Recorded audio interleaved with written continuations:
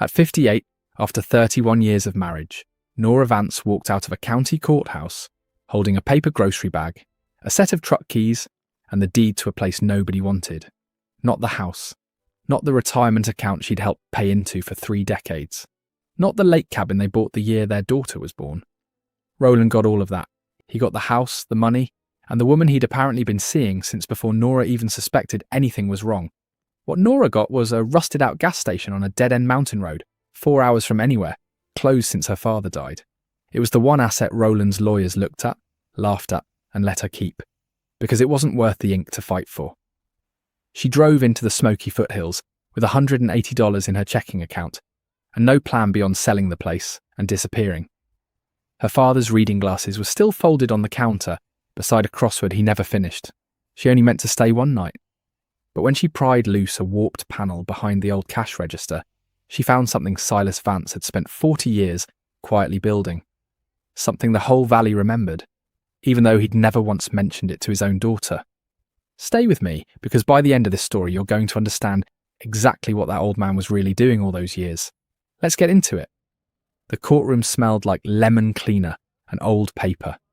Nora sat in a chair that was bolted to the floor, listening to a judge read numbers into a microphone that turned his voice thin and tinny, like it was coming out of a can at the bottom of a well. Roland didn't bother to come. He'd sent his attorney instead, a slim man named Prewitt in a suit the colour of wet slate, who checked his phone twice during the settlement reading and never once looked at her. That told her everything. 31 years of a life, and her husband couldn't spare an afternoon to end it in person.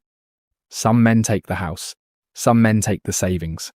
Roland Ashby took the years too, and then he called it an even split. Nora signed where Prewitt pointed. A signature here, initials there, another signature. When she was done, her marriage was a stapled stack of documents in a folder the colour of an egg yolk. Prewitt slid one last sheet across the table without looking up. "This is the asset schedule," he said. "The Cedar Hollow residence, the vehicles, the retirement and brokerage accounts remain with Mr. Ashby per the agreement. You retain the Chevy pickup, your personal effects, and the real property at the end of Bellwood Road, Hutchins County. The real property." That was what they called her father's gas station. A cinder block building she hadn't seen in 11 years, on a road she wasn't sure she could even find anymore. Roland's people had it appraised at $11,000 and let her have it without a word of argument. A rounding error.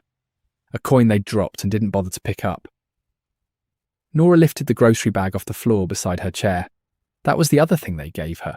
The things Roland had set out on the kitchen island for her to collect, like a hotel leaving your bags at the front desk. A jewellery pouch that had belonged to her mother. A photo album from her daughter Paige's childhood. A coffee mug with a hairline crack that said "World's Okayest Cook," which had been a joke once, back when they still made jokes. 31 years, and it fit in a paper bag with handles. She carried it out to the parking lot and set it in the bed of the pickup. The Chevy was an 07 with 170,000 miles, a cracked dash, and a tailgate you had to slam twice. Roland had bought it years ago for a handyman who quit after a month, and it had sat in their driveway ever since until Nora started using it for hauling mulch and dump runs. When the divorce came through, Roland told Prewitt she could keep it. Generous of him. Nora sat behind the wheel for a long time, not going anywhere. She didn't have anywhere to go. The house on Cedar Hollow belonged to Roland now, officially, though it had stopped feeling like hers a long time before the papers made it true. No apartment, no job, no friends who weren't. When you got right down to it, Roland's friends first. She pulled the deed out of the folder. The paper was soft and creased from sitting in a county file cabinet. Vance Fuel and Service, Bellwood Road, Hutchins County. Conveyed to Nora Ann Vance per the last will and testament of Silas Robert Vance, deceased. Her father had left her the station when he passed 11 years back.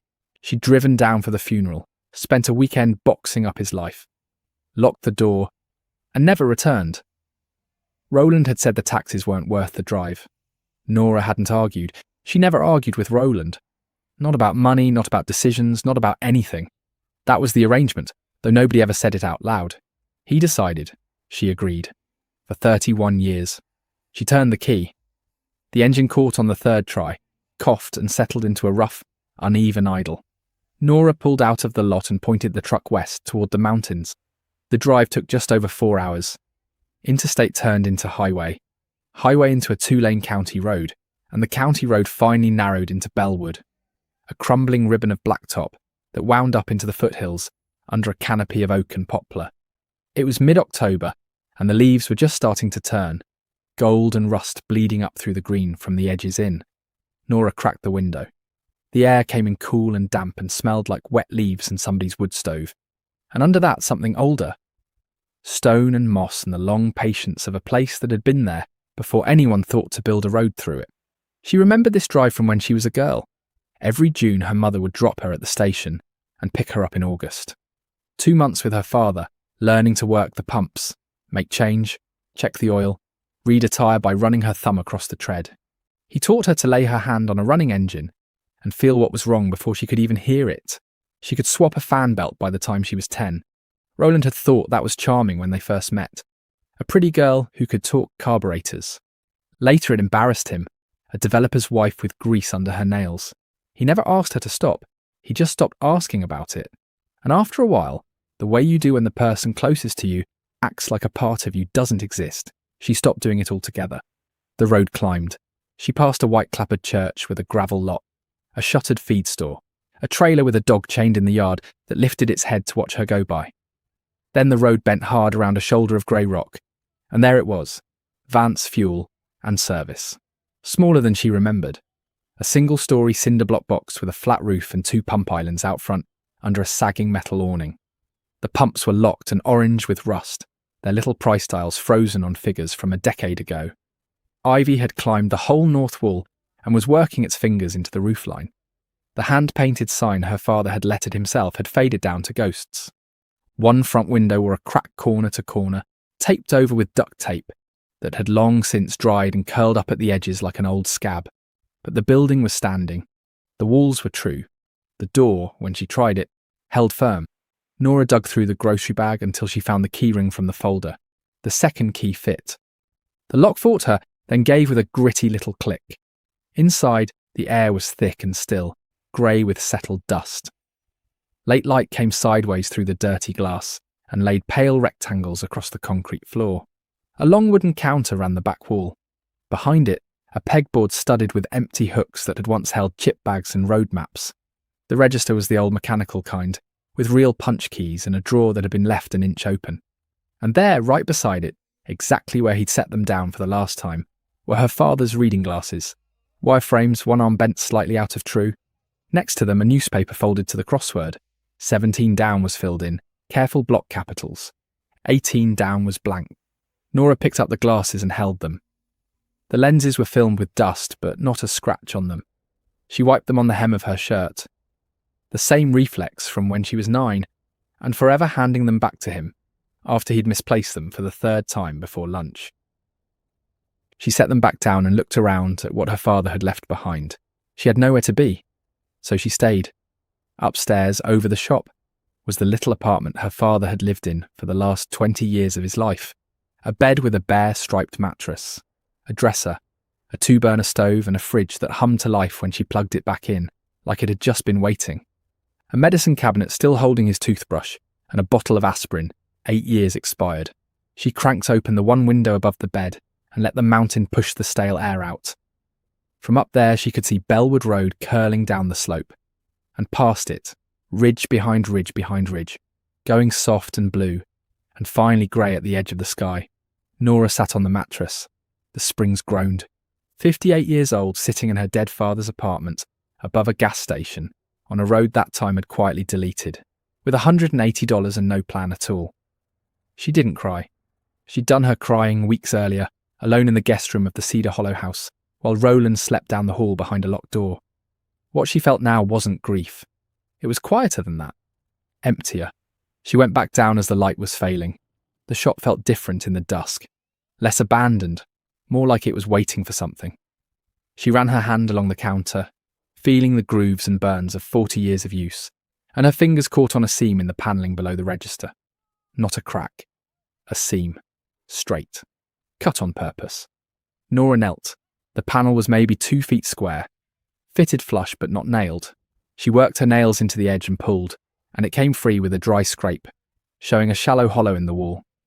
Inside were three things: a thick leather journal, soft-covered, held shut with a rubber band gone brittle, a grey steel lockbox, the kind you buy at any hardware store, and a bundle of envelopes tied with kitchen string. Her hands weren't quite steady as she lifted the journal out. The leather was worn smooth and dark at the corners, where a thumb had gripped it 10,000 times. She slid off the rubber band and opened to the first page. Her father's handwriting. Small, neat, leaning a little to the right. March 3rd, 1983. Loaned Del Pruitt $40 for his boy's medicine. Won't take it back and I won't ask. Told him to fix my mailbox someday and we'll call it square. She turned the page. Rebuilt the water pump on Carol Sizemore's Buick. Charged her for the part, nothing for the labour. She's raising two on her own since Ronnie took off. Her older girl swept the bay while she waited. Quiet kid. Sharp eyes. Page after page after page. Names, amounts, reasons. Every loan. Every free repair.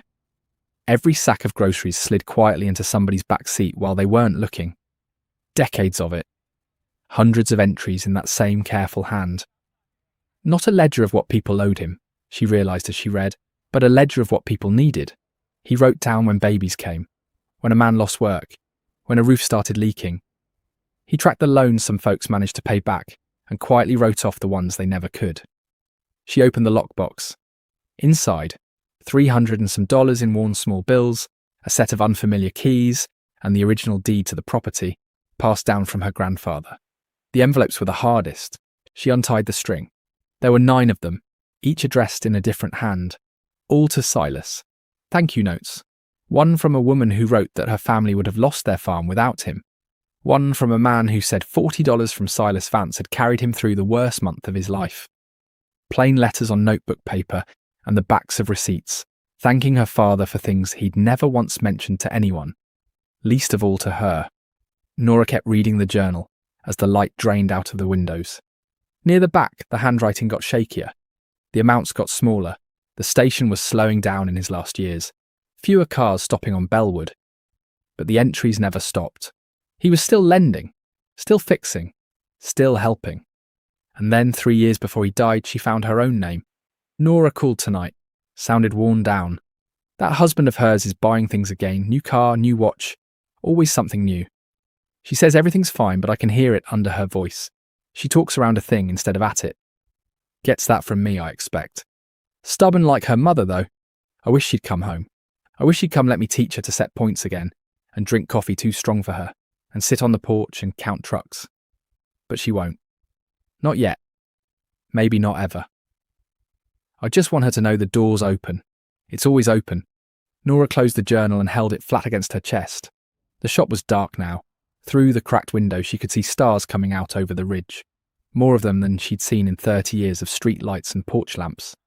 The whole mountain had gone silent. No traffic. No neighbours. No television murmuring through a wall.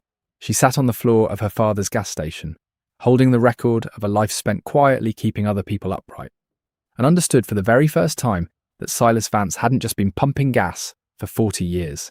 He'd been holding an entire valley together with 2 hands and a set of wrenches, one small kindness at a time, and he'd never breathed a word of it to a soul. The crossword on the counter was still unfinished, and somewhere between the last page of that journal and the first star over the ridge, a thought took shape in Nora that hadn't been there when she walked in. She wasn't going to sell this place. She woke to birdsong and the smell of dust, still in yesterday's clothes on the bare mattress. For a second she didn't know where she was. Then the low, water-stained ceiling came into focus and she remembered. She washed her face in the sink, brushed her teeth with a finger, and found a sealed can of coffee in the cabinet. Stale, but not gone. The stove lit on the second try, and she heated water in a dented pot because there was no kettle. She carried the coffee down and walked the property. The repair bay was in better shape than the shop. Her father had built it himself in the 70s, poured the floor, hung the doors. 2 bays, one with a hydraulic lift that looked like it might still have life in it. His tools hung across the whole back wall on a pegboard, each one traced in black marker so you'd know at a glance if something had wandered off. The rubber grip on his favourite ratchet was worn shiny. Dusty, all of it, but sound. Silas had cared for his tools the way some men care for a truck. Her fingers found the gouge she'd dragged into the workbench with a screwdriver when she was 8, back before she knew better. He'd found it the next morning and just shook his head. "Now it's got character," he'd said. That was when she heard tyres on gravel. An old Ford pickup rolled up out front. A big man climbed out slow, heavy set, a flannel shirt, a cap with a Co-op lock on it. He stood staring at the taped window and the ivy, hands on his hips until Nora stepped out of the bay. "Morning," she called. He turned. His face was deep-lined and sun-browned, white stubble along the jaw. He squinted at her a long moment and then something in him shifted. His mouth came open. He took the cap off. "Well, I'll be," he said. "You're Silas's girl." "Nora Vance." "Buck Tolliver." He put out a wide, rough hand. "I live 2 miles down. Your daddy and me played rummy every Wednesday for near 40 years. He looked at the building, then back at her. "Ain't seen a living soul at this place since he passed. What brings you up?" She thought about the polite, empty answer. Then she gave him the real one. "My husband divorced me. Kept the house and everything in it. This is what's left." Buck nodded slow. He didn't offer sympathy and he didn't ask a single question. He just walked back to his truck and came back with a steel thermos and 2 chipped mugs. "Well then," he said, pouring, "you'll want real coffee, not whatever ancient can you found in Silas's cupboard." They sat on overturned buckets on the cracked apron out front, drinking Buck's coffee, which was hot and strong, and better than anything she'd tasted in months. "Tell me about him," Nora said. "The things he never told me. Buck studied the mountains a while. Your daddy was a complicated man in a simple sort of way. Worked hard, kept quiet, didn't talk about himself. But he had a thing about people. Couldn't stand watching somebody sink if there was a rope in his hand." "I found his journal," she said. "Behind the counter. He wrote it all down. Every family he ever helped." Buck's eyebrows lifted and then he laughed under his breath.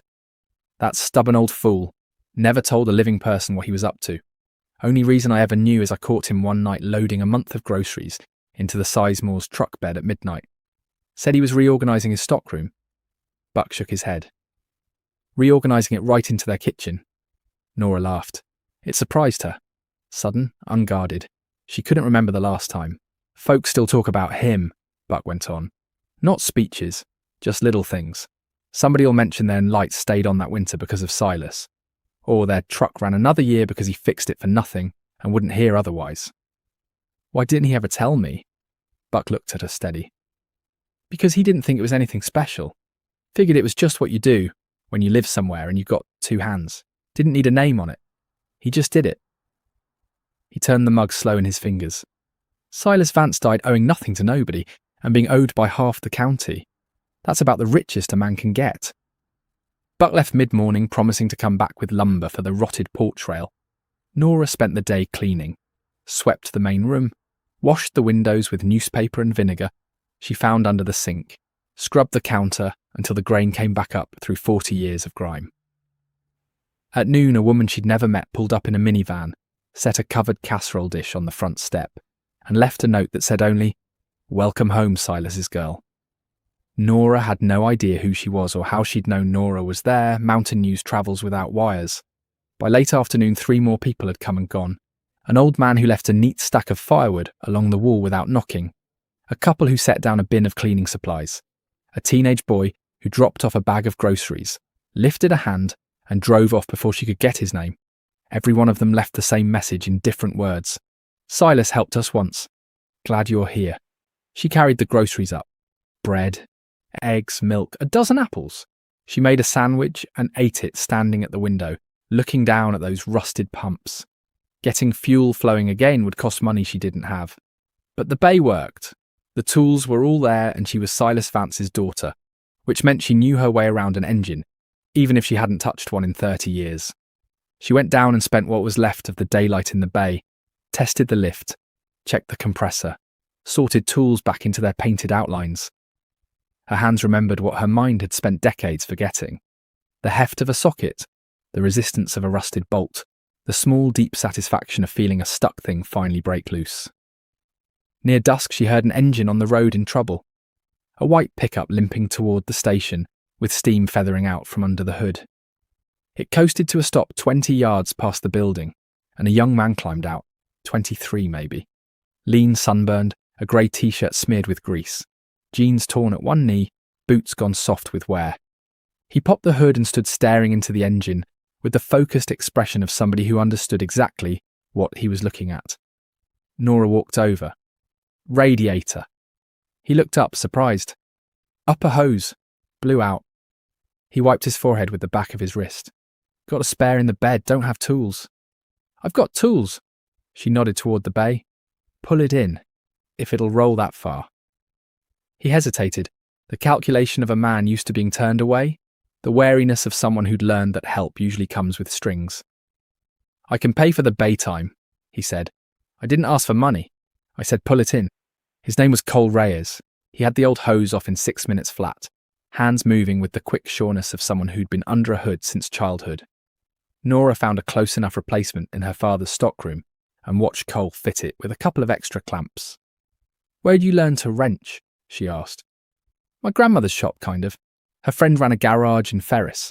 I spent every summer there till I was 15. He snugged the last clamp and stepped back. Haven't worked a real shop since. Last 3 places didn't work out. She didn't ask why, she could read enough in his face. Young, no net under him, probably sleeping in that truck. I'm reopening the station, she said. And the words were out before she'd fully decided they were true. I could use somebody who can turn a wrench. Cole looked at her a long, level moment. You don't know me. I know you swapped that hose faster than most men with twice your years. That's enough for one day. He didn't say yes, he didn't say no. He topped off the coolant, started the engine, listened to it run, and closed the hood. I'll think on it, he said.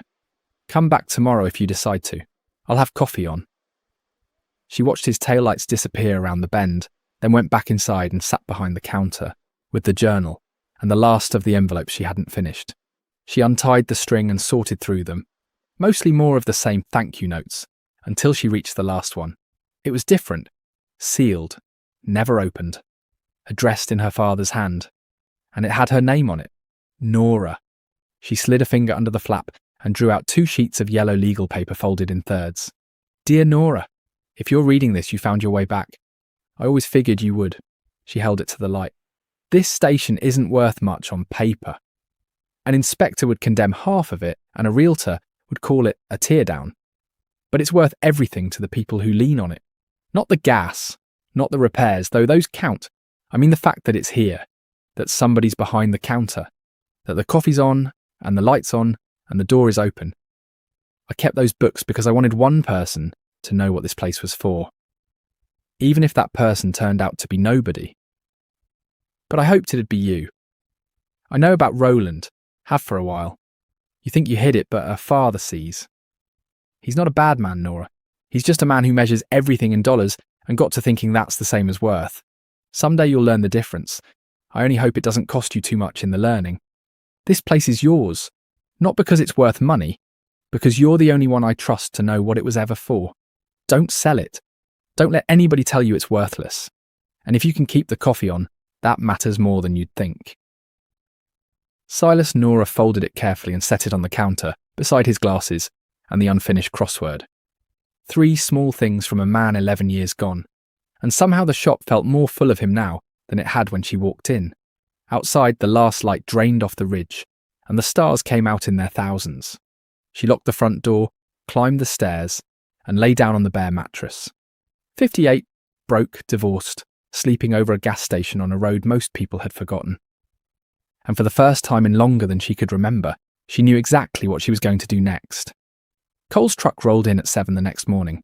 Nora was already down front, sweeping the apron. Coffee's on, she said.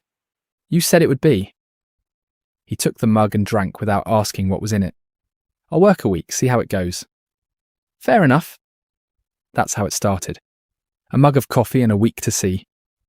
She'd made a list on the back of one of her father's old receipts. Windows, porch rail, gutters, ivy, water in the north wall, pumps. It filled the receipt and ran onto the counter. Cole looked at it. You rebuilding the whole thing? Just the parts falling down. They split the work without discussing it. Cole took the bay, bled the lift lines, tested the compressor, sorted parts. Nora took the building. She tore the ivy off the north wall by hand, filling a wheelbarrow over and over until the pile out back stood taller than she did.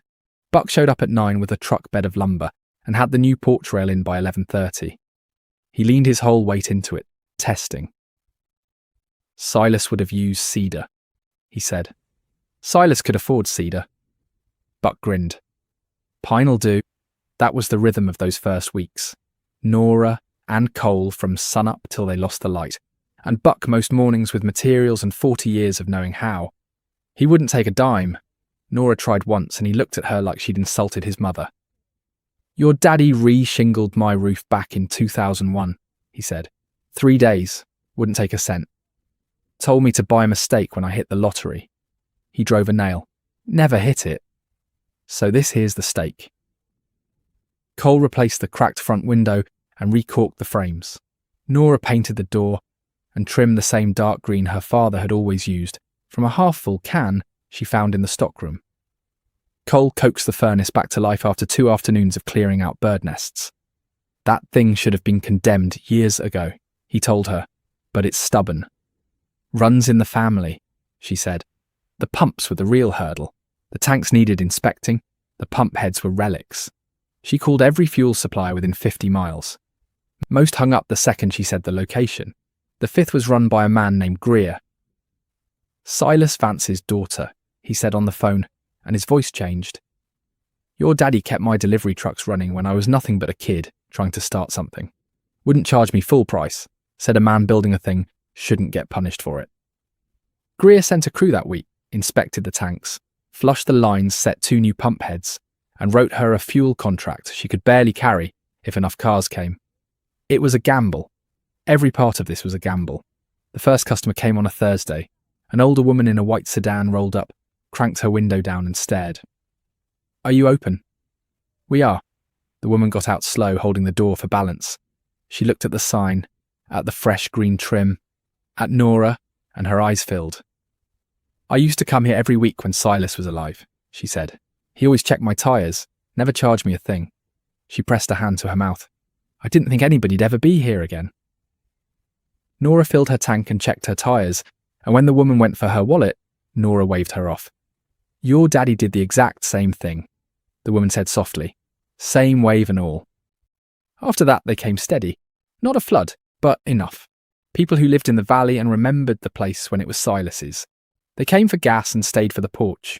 Nora bought a proper coffee maker with the last of the lockbox money and set it just inside the door, in the same spot her father had kept his. 3 weeks after she reopened, an envelope arrived on a Tuesday. Heavy white stock. A return address she knew on sight. Prewitt and Marsh. She opened it at the counter, next to her father's glasses. She read it twice because the language was dense, but the meaning under it was simple enough. Roland was filing a motion to fold the gas station back into the marital assets. His lawyers claimed she'd failed to disclose the property's true value during the settlement. They pointed to a proposed state road widening project that, they said, would send the land's assessment through the roof. They wanted the court to reopen everything and either cut Roland his share or force a sale. Nora set the letter down. Her hands were steady. Her stomach wasn't. She thought about calling a lawyer. She didn't know any, and the ones she could find would cost money she flat out didn't have. The fuel contract ate almost everything. The lockbox was empty. She couldn't afford to fight this. And Roland, who built houses and portfolios and arguments for a living, and was good at all three, knew it. That was the whole play. That night, Paige called. Mum, I heard about the letter. How? Dad told me. Of course he did. Roland was already building his case, lining up the audience, framing Nora as the unreasonable one before a judge ever saw a Paige. He says the property's worth way more than what got declared, Paige said. He says there's a highway coming. There's always a highway coming somewhere. Doesn't mean it's coming here. Mum, listen to me. If it's actually worth something, why not just sell? Take the money. Get a real apartment. Start over the right way. I'm not selling. Why not? Because this was never about money. Paige went quiet. The slow, careful breathing that meant she was holding something back. I'm worried about you, she said finally. You're living in a building that should be condemned, pumping gas, and now Dad's dragging you into court. How is any of this okay? Cole fixed the furnace. The building's fine. Who's Cole? He works here. You hired someone? With what money? Paige, I'm handling it. That's what you always say, and then Dad handles it. That one landed harder than her daughter probably meant it to. Nora closed her eyes. She could have told her the truth, that Roland had never handled anything but his own comfort. That handling it had always just been a nicer word for control. That Paige had grown up inside Roland's version of the world and never knew there were others. She didn't say any of it. I love you, Nora said. I'll call you this weekend. She hung up, made a fresh pot of coffee, and sat in the dark. Because that's what you did. You made coffee and kept the light on and waited for morning. He came 3 days later. She heard the engine before she saw the car. Deep, smooth, expensive. A silver SUV, polished to a shine, easing up to the pump island like it was doing the place a favour. Roland climbed out, 61 and looking younger, tanned and trim in a navy quarter zip and pressed chinos. He put on sunglasses and studied the station the way he studied buildings before he bought them, reading the bones. Nora. Roland. He walked over with his hands in his pockets, taking his time. Cole was in the bay, visible through the open door. Buck had gone home an hour before. Nice little project, Roland said, taking in the fresh paint, the new rail, the rehung sign. Your dad's place. I think I drove out here once when we were dating. You didn't come to talk about my father. He took the sunglasses off and looked at her, reading the room, measuring, calculating the fastest line to what he wanted. I came so we could talk before the lawyers make it ugly. The property's undervalued, Nora. You know it. I know it. That road project's going to pass within a mile of here. This land will be worth 10 times what it appraised at. And you want your cut? I want what's fair. Fair. The word he used the way other men used a handshake. It sounded so reasonable right up until you read the terms. You got the house, she said. The savings, the retirement.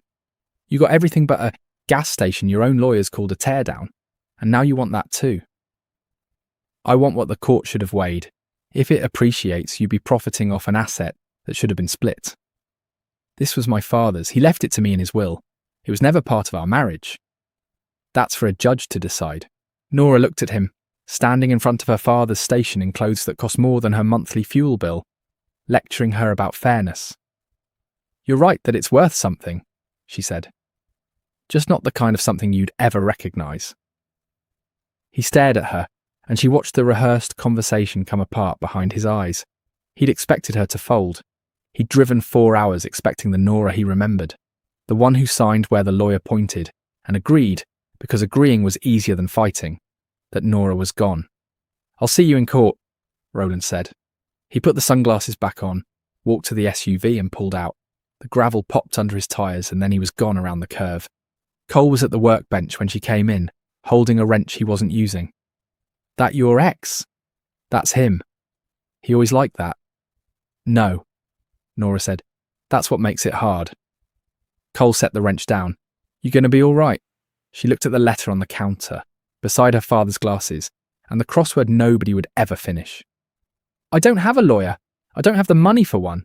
So, honestly, I don't know. She was behind the counter the next morning, when Buck walked in, poured himself a coffee, and settled onto the stool. Heard Roland was up here, he said. Mountain News. What's he after? The station or his share. His lawyers say it's undervalued because of some highway. Buck set his mug down. They've been talking that highway since I was a young man. Never comes, but that won't stop a lawyer from billing hours over it. He turned the mug slow. There's a woman over in Millbrook. Retired attorney. Practiced in Richmond 30 years, quit maybe 6 back. Moved up here.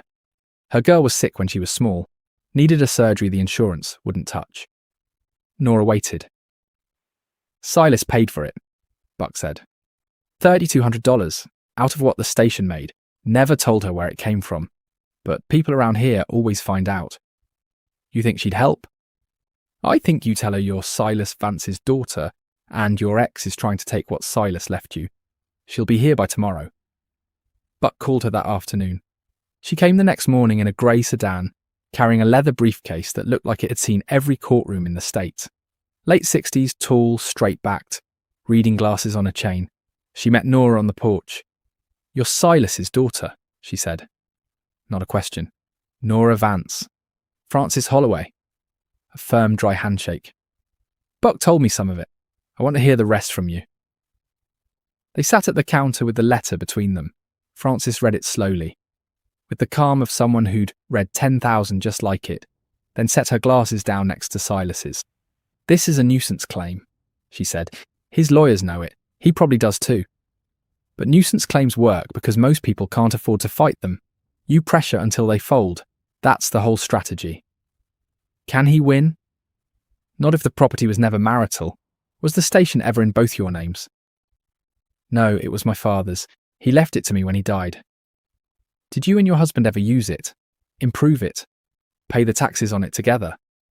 "Roland never set foot in here until 3 days ago, and I haven't paid the taxes in years.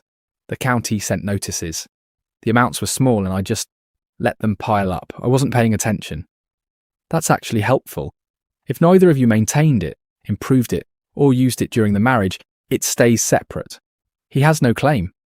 "His lawyer cited the highway." Francis waved a hand. "Speculative future value isn't grounds to reopen a settlement. They'd have to prove the value was deliberately concealed at the time of the divorce." "Was it?" "His own lawyers appraised it at 11,000. They let me keep it without a fight." "Then they assessed it and dismissed it. That's their problem, not yours." She stood. "I'll need the original deed and the inheritance documents. Do you have them?" "My father kept everything." They found the deed in the bottom drawer of the green filing cabinet in the bay, in an envelope labelled "Property" in Silas's block capitals. The deed from her grandfather, dated 1969, conveying the land to Silas Robert Vance. Below it, a copy of Silas's will, witnessed, notarized, leaving the property to Nora Ann Vance and no one else. Francis held both up to the light from the bay door. "This is clean. The land passed grandfather to father to you. Never jointly held, never commingled, never improved with marital funds." She set them on the workbench. "His motion gets dismissed." "You're sure?" "I practiced a long time before I quit. I'm sure." The relief came slow, loosening something in Nora's shoulders that had been clenched since the envelope came. "What do I owe you?" Francis looked at her. "Your father paid for my daughter's surgery when I couldn't. Anonymous, he never asked for a thing. Never even let me know it was him." She picked up her briefcase. "You don't owe me anything, Nora. This one got paid for a long time ago." She left her card on the counter and drove away. That afternoon, Cole was in the bay, reorganising the filing cabinet, when the sound of his work just stopped. Nora almost didn't notice, but the silence had a weight to it, different from his usual concentration. She came to the bay door. Cole was sitting on the milk crate with a folder open on his lap, staring at it. "Cole!" He didn't look up. She crossed the floor and stood beside him. The folder was labelled Ray S. in her father's hand. Inside was one sheet of paper. "Delia Reyes, Surgery Fund, $3,200, heart valve, summer 1998, sent through the doctor's office as an anonymous donation. Don't let her know it came from here." Cole's hands were shaking. He closed the folder and pressed it flat against his knees. "My grandmother," he said, his voice tight but steady, the voice of a man holding himself together by will alone. "She had heart surgery. She always said somebody paid for it. Anonymous. She never found out who." He looked up. "She told me that story every single time I visited.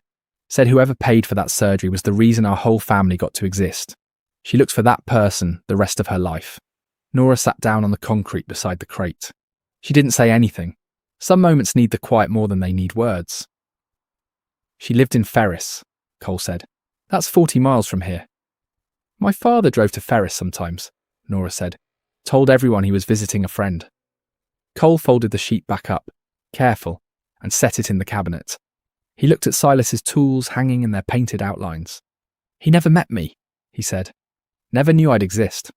But the reason I'm alive, the reason my grandmother made it, is because a man running a gas station on a road nobody uses decided to pay for a stranger's surgery." "That's who he was," Nora said.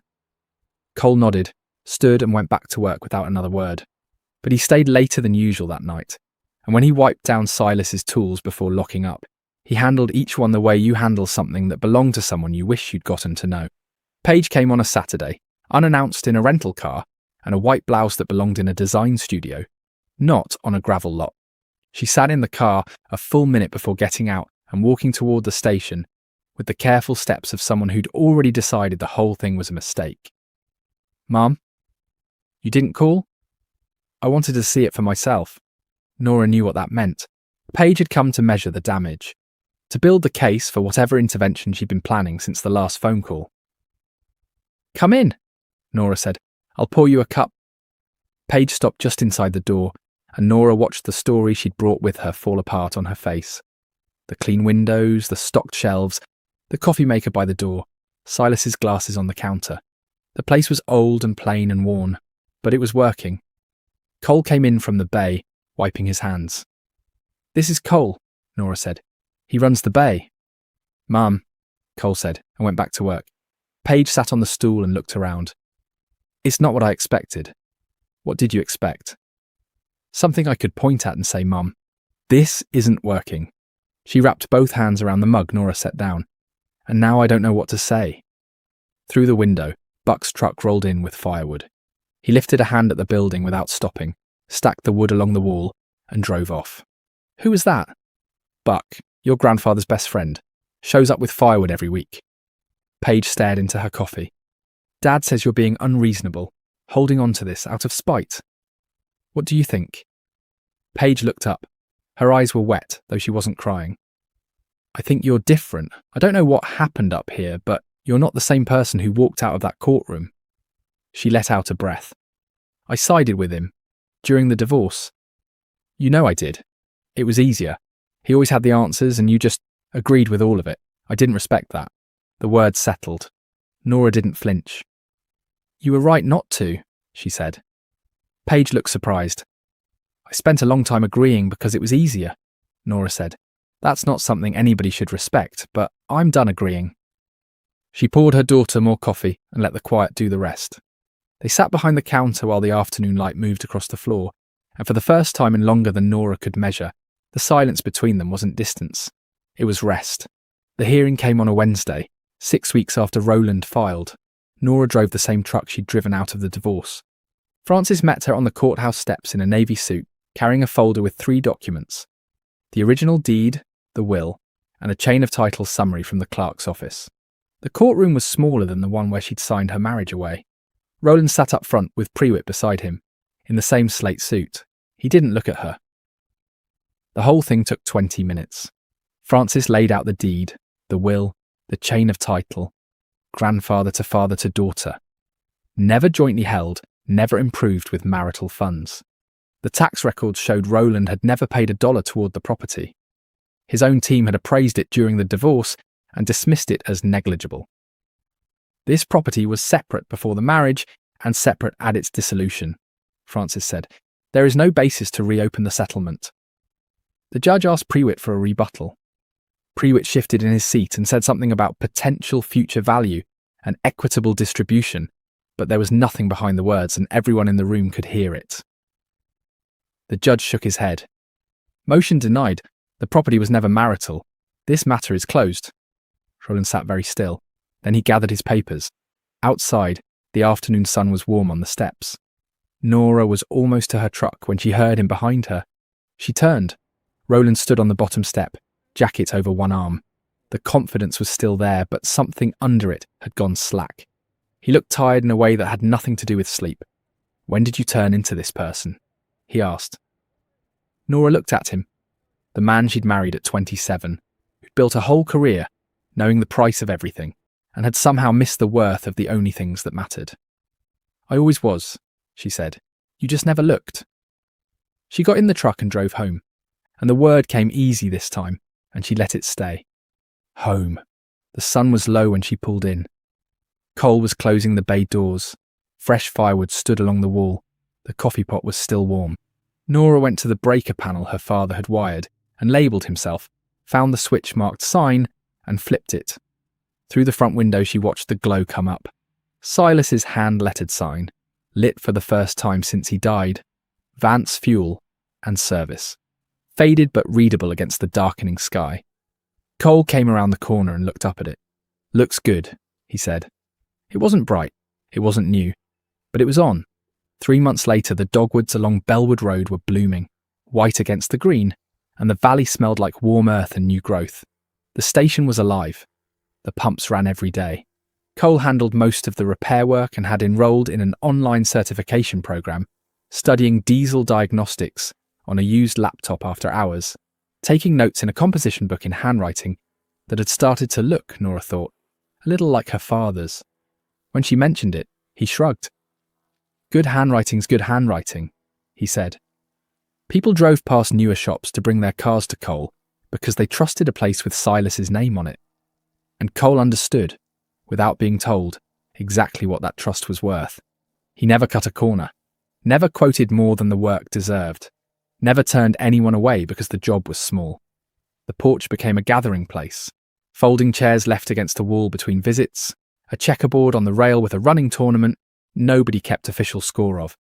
Nora learned everyone's names, their families, their troubles. She kept it the way her father had, in her head and in her actions. The man with the bad brakes came for his car and found it done, the bill listing only the parts. A woman whose husband had just left found an envelope of grocery money in her glove box. Nora never announced any of it. The valley absorbed her generosity the same way it had absorbed Silas's. As simply how things worked. Late one afternoon, a minivan she didn't recognise pulled in. Dusty, with a cracked taillight. A young woman climbed out. Maybe 30, 3 kids in the back, the youngest asleep in a car seat. She looked at the pumps, then at Nora on the porch, wearing the expression Nora had seen on other faces, and once in her own mirror. Someone carrying more than they could say. "Could I get some gas?" Of course. Nora filled the tank, checked the oil, topped the washer fluid, put air in a low front tyre without being asked. When the pump clicked off and the woman started digging through her purse, fingers moving past receipts and loose change, doing the quiet math of someone counting what they had and hoping it was enough, Nora just said, "Pay it next time you're through." The woman looked up. "What?" "Next time you drive through. You can settle up then." "I can't just take it." "Sure you can. I'll be here." The woman's eyes filled and she pressed her lips together hard. "Why?" she asked. Nora smiled. "My father used to say the same thing." The minivan pulled away with a full tank and a story the woman would carry with her. Nora watched it disappear around the curve, then went in and closed up for the night. The front room, the stock room, the counter lamp. One light at a time. She picked up her father's reading glasses, cleaned them on the hem of her shirt the way she'd done 10,000 times as a girl, and set them back beside the crossword. 17 down, still filled in. 18 down, still blank. She left them that way. She locked the front door with the key her father had turned before her, and through the glass she could see the sign glowing against the dark, faded, hand-painted and lit. She climbed the stairs to the apartment that smelled like coffee and motor oil, and finally like home. She was 58 years old, and she was just getting started.